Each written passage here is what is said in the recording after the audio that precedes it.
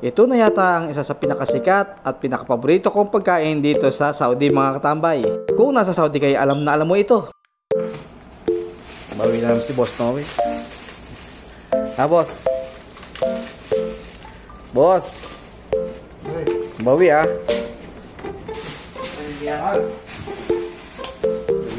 maraming ano Nakalibre na naman. Salamat sa sponsor. Salamat Shopee. Salamat Shopee. Problem. Kulo sa wasaway na.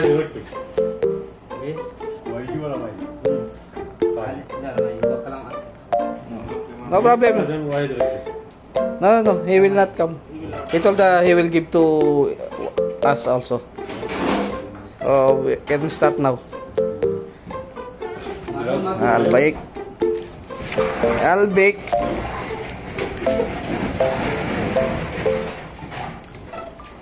Bismillah.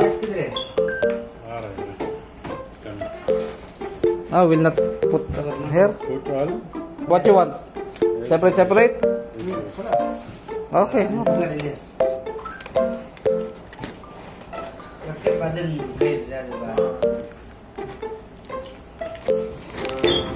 I see. Color spicy? Yeah. This one. Okay. Morning, hero fi बनाना चाहिए.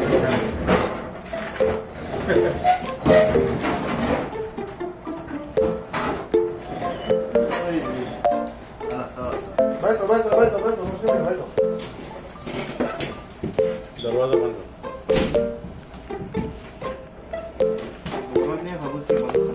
Ayan, buhos natin lahat. Yan. Halo, Rakip.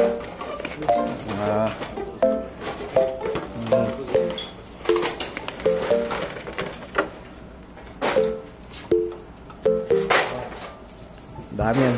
Start. Bismillah. Bismillah. Ang laki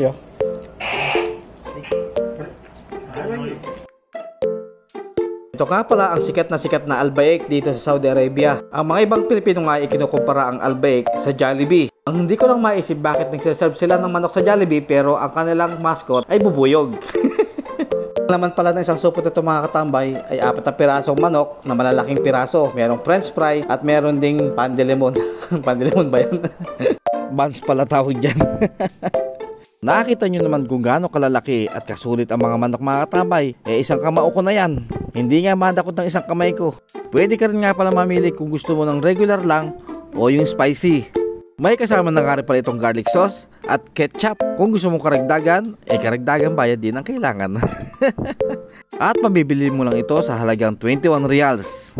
Alam nyo ba habang ini-edit ko tinignan ko pa yung presyo talaga dahil hindi naman ako bumili nito, libre lang. Sarap.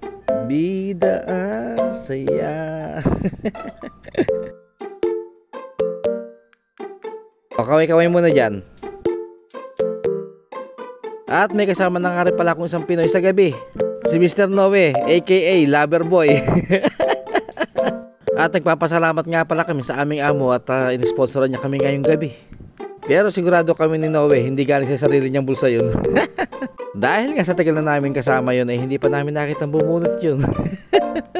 Daig pa si Manny Pacquiao, nawari mo lagi nakagloves, nakatikom yung mga palad. At kung makikita nyo nga mga katambay ay may mamula-mula yung loob, hindi ho yan dugo. Yan po yung pinaka-anghang flavor niya. Anghang flavor. At dahil nga wala na rin ho kaming mga tinapay, pinapak na lamang ho namin ganito ang mga manok. Hindi ko ho alam bakit para ako tinabla ng hiya kagabi. Hindi ko masabing iuwi ko na lang yung sobra. Kung makikita nyo lang at matitikman itong Al-Baik na ito mga katambay ay sobrang sarap. Makikita nyo naman gaano ka lambot ng karne, karutong ang balat at maanghang ang laman. Yan ang sinasabi sa inyo mga katabay, hindi dugo yan. Yan yung anghang flavor. Hindi naman ho siya ganun kaanghang na kaanghang pero saktuhan lang. At habang kausap ka na lang yung kasamahan kong Pilipino basta ako kain lang ko ng kain, bahala kayo dyan.